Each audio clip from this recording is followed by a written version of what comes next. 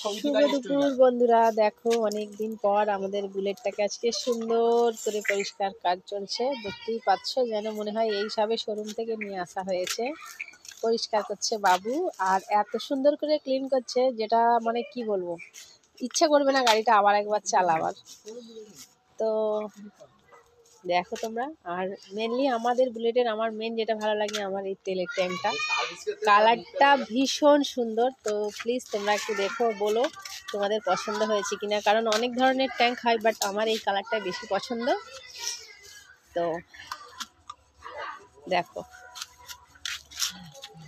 কত সুন্দর লাগছে, দেখো।